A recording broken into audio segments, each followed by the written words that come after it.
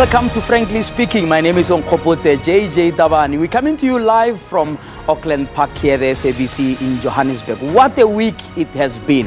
Africa Day being celebrated on Friday with a lot of pomp and ceremony and a whole lot of pronouncements. How can we get Africa back on its feet? How can we make Africa rise again?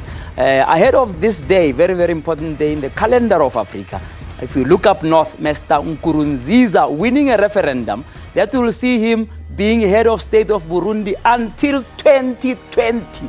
Can you believe it? Our leaders continuing on this trajectory of not knowing when it is time to go. A very serious indictment really on our leaders. And until we sort out these governance issues, we're not going to get Africa right. Bring it closer to home. At least last week, Supra Mahumapelo finally resigning as a premier of the Northwest. A lot of people saying it's a good thing. The Northwest deserves an opportunity to start again. And the ANC must take this thing seriously. They've got to disband that PEC in the Northwest if there is a chance of it starting from scratch. No point in saying Supra is away and so on, when in fact, at the background, he continues to run the place. We shouldn't joke about these things. The Northwest is in tatters right now and requires urgent intervention. Tonight, though, we talk about crime in South Africa.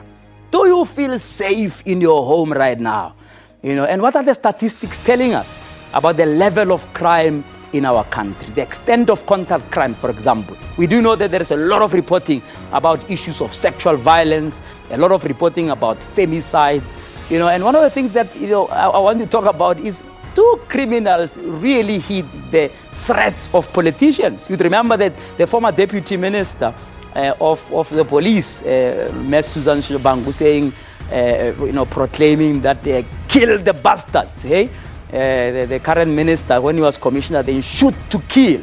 Mr. Razmatas himself, Mr. Fearforgot, making his own brands of threats. Do these criminals even care about these threats at all? And to help me understand this, the Minister of Police, Bheki Cele, is my guest tonight, to make me understand what strategies are there beyond the fire and brimstone and the threats. What the strategies are there to arrest the level of crime? Let's take a look at some of the highlights that are painting a picture of the state of crime in our country, particularly related also to killings in Mpumalanga, killings in KZN, and things that are really, really causing a lot of alarm in society. ANC member Nkosinathi Maxakane gunned down by unknown people in his home. In another fatal shooting, the NFP's Okahlamba chairperson Nkeni Mabas was killed in the KwaZulu-Natal Midlands. Mabas was also a deputy chairperson of the Vulandlela Taxi Association. He was driving along that road in Petani Road when he was attacked by a vehicle. The occupants of the vehicle that was following him, they fired several shots on him, but he tried to get out of the car and run away, but they followed him and shot him several times, and he died at the scene. On the other incident, it was at Reed Flay at IPSR policing area, where a 56-year-old male was sorting the bulb on the veranda, and he was attacked by the unknown suspects who fired several shots at him, and he died at the scene. Is a part of planning is part to kill whoever, including the police, is part of planning. We're not a plural society as South African police.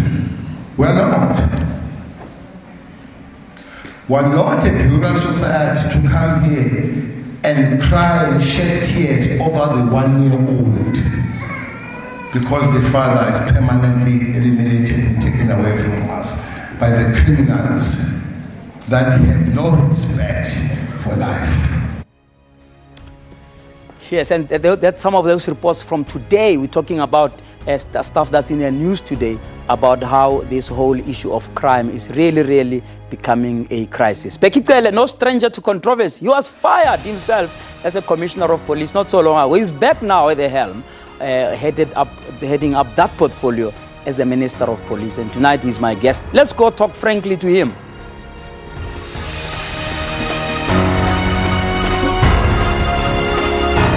Welcome. Thank you.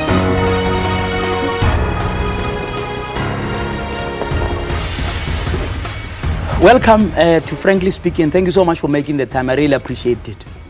Thanks. You're welcome, JJ. Minister, the state of crime, people are worried out there. We've seen in the last couple of weeks, I think this year alone, over 100 cash in transit heists. And at some point, if it was not you, some of your predecessors have promised us were way beyond the cash in transit heist. In fact, I think they were down to probably 4 or 5, in a spirit of a month or two.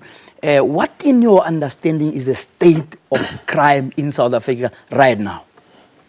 Actually, I made a statement 2011 to say, give me 3 years, I will finish the cash heist. Yes. It will be one thing that will be history. Cash heist, bank robberies, and bank robberies. And the attack on the malls, especially the jewelry shops and all that. So I made that statement after we've given the statistics of 2010, 2011. Okay. It wasn't me speaking. It was just the statistics that were speaking. We slashed crime to almost zero. There was no bank robbery. I think we reduced that almost 99%. I think cash heist, we went down 59%. Hijack went down 50%. We really slashed down crime 2010, 2011. So what happened? You said it. You said I was fired. Yeah, but surely you must have set up systems that would survive your being fired. Ask a person who came after me. Because as you say, systems were set, units were created. One unit that was created, JJ, is what is known in the township as Maberet. Maberet, yeah. Yeah, but the real name is TRT, Technical Response Team. That was created. Like a SWAT type of thing. No, not SWAT. There's another one that is... Is a fourth one in that level we are saying. We start with the Special Task Force, that's a real SWAT, and then comes the CATs below them, and then come the National Intervention Unit, then come the TRT. So they were there. But TRT was created for special response, for quick response, because every cash heist happened in the precincts of a certain station. Yes. So we put them on the station so that the response from the station can be quicker. Yes. It was much quicker. They did us a lot of good to reduce that. The second team that was created was called Tracking Team. There were 25 of them, highly trained. Their job was to wake up in the morning and go to the crime intelligence guys or detectives and say, give us a list of the people we want today. Their job was to get that list in that particular day. That's why I would go to any crime scene and make an announcement that give us 7 days. And I'll go to the guys and say, please give us 4 days. And they'll bring that person in 4 days. We brought them high-powered cars, your BM your GTIs, your 3 Series, because these guys are faster, the criminals, so to mesh them and all that. So you're saying there were systems in place? There were. Okay, let's park that a little bit. How do you, if you have been in office now for about 90 days or so since you were reappointed to this position, how do you paint the state of crime? South Africa wants to know, are we winning the war or not? Because when you bring out statistics, the last time statistics were brought were sold stories about, oh, this is over a 10-year period and whatever. People trying to cook the figures. But at the home, when I hear and knock and so on, those figures mean nothing to me. Am I safe in my precinct? Then I want you to give me a summary of how you characterize the state of crime right now. No, they cook the figures, not they try to cook the figures. Oh, they actually cook? Yes. Oh, all right. Yeah.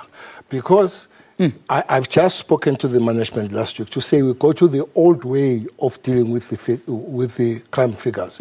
We simply say this year, if there are 6 escapees from prison, next year must be 3. And you must be seen to have achieved 3. If it's 4, we must explain why 4. So don't make it an average time, because you want to show good based on the achievements that came from the previous years. All right. Give a year to year. That's what we are going back to it, and then to come and explain to the community why did we fail to do that. So that's what we'll be doing. But so are you telling me then that you can't therefore give a definite picture about what is the state of crime? No, because I want to understand whether is it going down or is going up. No, but the crime is bad. Let me upfront. Be frank about it. Be frank about it. So you said the frankly speaking. Let's be frank about it. Yeah. Crime is bad. But there is an understanding that crime can be defeated. Yeah. I was there when the crime was almost defeated. Look, JJ, it wasn't me saying. It was people of South Africa to say we can sleep with our doors open. It wasn't me. So it can happen. It's something that has happened before. Yeah. Our duty is to go back to that. I don't want to scare South Africans. It took us 18 months. Yeah. Turn around at that time. I'm not going to tell how long it will take this time, but situation is worse than when we came before the first period when I was a commissioner of the South African Police. So, but we will be going there. I don't want to make wide promises, but we are beginning to turn it a little bit even with the cash heist. We have arrested... you've got 100 cash heists this year alone. I mean, within the first 6 months. That's horrendous. Well, turnaround means that it's 100, and then we'll have to reduce it to 50 by the end of 50, and at the end of the day, finish them. So you need to put the structures to do that. You haven't seen your barracks for a very long time. Yeah. After the break, I want us to analyze what, in your understanding as Minister of Police, why was there a spike, especially on the cash in transit crimes? But we'll do that after the break. We're talking to the Minister of Police, Bheki Cele. He says he was fired, and people who came after him messed it all up. Do you believe him? You can tweet us at JJ Tabane. Follow our show on hashtag Frankly Speaking. Let's take a break.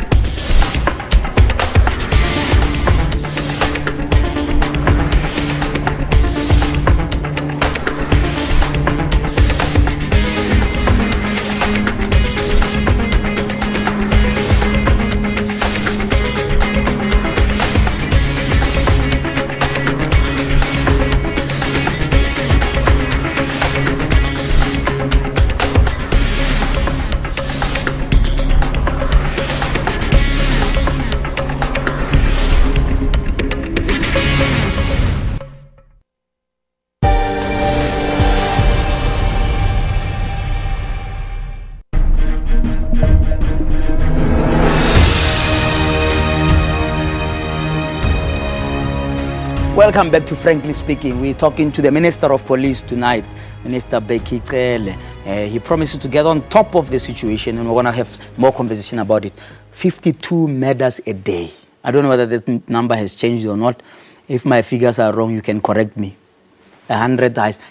What in your view, starting with the heists, explains that kind of violent trajectory of crime, contact crimes apparently going on the rise, the rapes that we hear about, the femicides. Can you just summarize for me, as a man at the top of the chain, from a policing point of view, how you explain that kind of setup? What causes these heists and violence?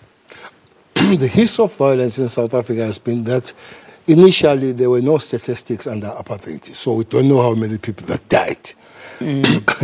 When then statistics started, we were lending. So almost every year we would move from 20,000 to 19 to 18. That same 2010 to 2011, we moved, JJ, straight from 18,000 to 16. There was no 17. And now we're 19,000. So you have gone back. Yeah. Regressed. And it has not been happening. All the time we've been going down. We're back to 19,000. So don't ask me how did we go back there when we have managed to jump 17,000 from straight 18 to 16.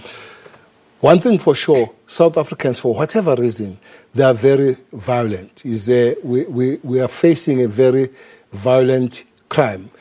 that is planned, that scares South Africans. There'll be few crimes. Your cash heist is one of those.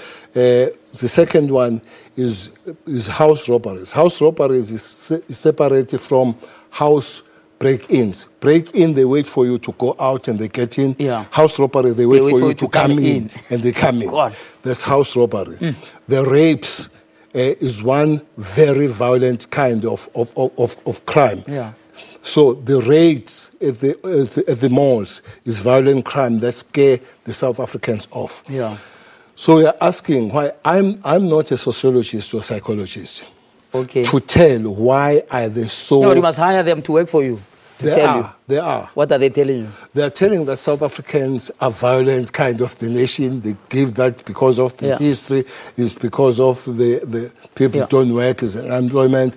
And there are countries with a high unemployment around us which are not violent like South Africa. How are you mitigating those? In your time, there used to be a lot of visibility, right, of police. You'd see them at every off-ramp, especially here in Gauteng, at the so-called hijack spots, at malls where there are potential robberies. Are there other mitigating factors you can tell me that are fresh and new that you're going to do to clamp down? Because if the brazen shooting that we saw just last week, where people were shooting at random in broad daylight, shows the brazenness of how these crimes have become. But also it shows that they know that police are going to arrive there, maybe an hour after they have shot and stolen the money. Don't put me in a corner to come and give the plan here. Very sorry, you're not going to get all answers on that one. But you talk about the cars that were parked in the exit and off ramps and all that. Yeah. After one left, I said to you, we bought high-performing cars, your GTIs, your BMWs for the high-performing units, the units that I was mentioning here. After that, somebody bought some Hyundais. I'm not marketing for any party. Yeah. But somebody bought the Hyundai, the car to take a kid to the doctor. And we are not going to chase. Yeah. You see, the mayor of Tshwane lost C250. Yeah. So I can tell you where the car is going. I'm not going to say. They're going to use it exactly to commit crime. Then you can't chase them with something. Yeah. You see, those are the things that we're trying to fix. Now, I'm not going to give you figures. Yeah. I can't give you figures when I'm out there. I don't want some people to go back and plan on the thing. But we are getting ready. It's not going to take too long. Yeah. And I can assure you, the toe-to-toe is going to be soon. But this visibility is key. If you look at the KZN situation, right? There are calls now to declare KZN an emergency, a state of emergency of some sort, right? Because the people are asking the question, what must happen first before you see that KZN in particular with political killings or whatever you may want to brand those killings, but totally unacceptable levels, public, people being shot in their driveways and not. Can you consider this state of emergency as something that could perhaps show the visibility of police so that at least people are afraid to just wield out an AK-47? Last week, Honorable Matamela Ramaphosa went to that province. And on the scene, he gave the instruction to all ministers of security. And those ministers of security were there last Monday. And we sat there and we listened a bad story, JJ, a bad story. Of about 47 killings and only 47 killings. Only 4 arrests, people that have been sent to prison. Because when you have solved the case, which means somebody is in an orange uniform. Yes. But that is, the thing is in the magistrate and all, you haven't solved that case. Yes. So that made us to take decisions, and I'm not here to declare decisions. This group of ministers is going back on Thursday and watch the space. To report? No. We have reported to... So you are going to act now? Yeah. Senzo Meiwa. I mean, I don't know what date is. There's a newspaper that is making a countdown since his murder. And now we understand that some of your officials or police, I don't know whether this will be brought to your attention, have in fact been interfering with that case instead of getting it resolved. It's all over Twitter. It was trending the whole week. where, you know, the questions have not been answered. You know, I think the Commissioner of Police in Gauteng is muddled up in this thing. Do you know, is this been brought to your attention? Can you talk to me about this case? Because it's a high-profile case that seems to give a sense of low confidence in the police, that they can't solve such a glaring and high-profile case for years now. Well, I'm here now. I would pardon you for asking that question from me. It's 4 years down the line, you're asking a 3 months man. But it's okay, JJ. That I'm here. Yeah, it's your party and your government. You can't wash your hands off. I agree. Their failures. That's why I'm saying I'm here now. Yeah. I will have to give you an answer on that one. Okay. It's not the only one. There are other high-profile, the Botswana one. And the others. Yeah. And those cases... The Botswana one is particularly messy. Particularly messy. Senzo one is messy too. So when you sit down and you listen what people say, you know, I think Senzo is worse. Botswana was shot on the highway, people could not have seen. Yeah. This one was shot in the group of people in the house. Bizarre. You see, in the house. But today, police... But the interference, well, I want to deal with this thing of interference because it also brings me to another theme of what I can call police criminals. I don't know if it's interference per se. I haven't established that, but omissions. There are definitely things that were omitted there. Yes. That you see the crime situation in crime theory, you lose or you win the crime on the crime scene. Sure. Maybe it's what you call interference. If you go there and you don't do your job so that you kill the case. Because it contaminates the evidence. But it not follows all the time. There are times that the old and matured cases like those, they're still resolved. I'm not going to sit here and say that case is going to be resolved, but a lot of shoulder is going to be put on it, including bringing other people if the present crop of police can't deal with it. Talking about the present crop of police, 1,500 police with criminal records. How can people trust the police? Must I stop on the highway when the police stops me, when one of them could have a criminal record and you've not fired that person? They're still on your payroll. Police are 194,000, the figure. Okay. Yeah. So I'm not speaking on their behalf. I'm not SAPO or POPRO. Yeah. But take the proportionality there. Yeah. That one I always argue, not really shielding the police. Yeah. It's across the board when it comes to governance. There are doctors that doctors that sell your parts. Young as you are and fit as you are, I'm sure your heart can be could be a good price. So that's across the board. I want to go to the break. I'm not getting you off the hook on this one. I want to understand whether have you fired these people? Do you know who they are? What's happening with you? You can't have police who have criminal record. You must fire these people and meet them at the CCMA. But we'll talk about that after the break. We're talking to the Minister of Police. You can follow us on hashtag Frankly Speaking. Tweet us at JJ Tabani at SABC News Online. After the break, we take some of your tweets and we get the Minister's response.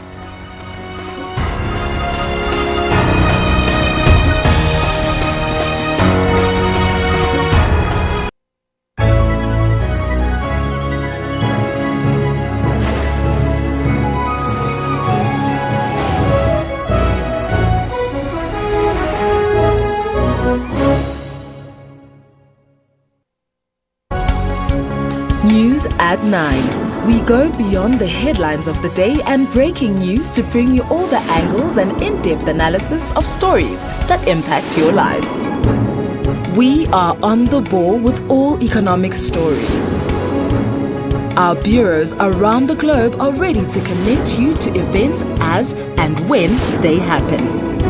So join us every day at 9 to zoom in on the day's big stories. Special assignment. Crime keeps the society in terror and pain. Why so? If someone phones me, tells me, okay, look, he needs a silver, and I get you driving, I'll take it. What pushes normal people to be so hard, heartless, and brutally kill one another? The other side of it could be more for their own psychological need. It might be part of a sexual fantasy that they have. It could be about power and control. After proper investigation is followed, the perpetrator gets arrested. It's part of the busing process. And taking the appellate, so I think justice is served. Emotional scars remain. We would pay any price to get him back, and the sad reality is that it's gone. Special assignment. We unravel the truth every Sunday at 21:30.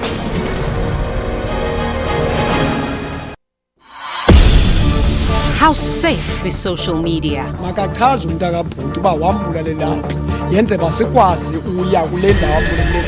25 years into democracy and we're still battling with apartheid. Are we really the so-called rainbow nation? If you can go there, they will beat us something or chase us away or kill you. Not forgetting the dangers of substance abuse. When he brought those things and came to us, it was looking so tasty with crushed lemons and strawberry and colorful straws. Importance of education for all.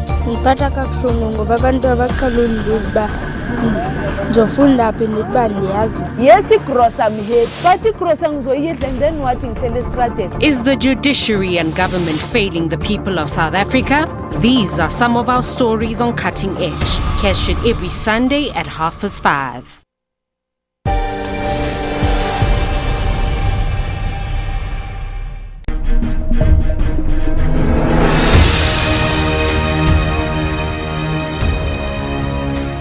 Welcome back to Frankly Speaking. As we round off that conversation with the Minister of Police, Peter van Rensburg on Twitter says, I'm wondering why are so many police officers allegedly involved in robberies and other crimes with corrupt elements.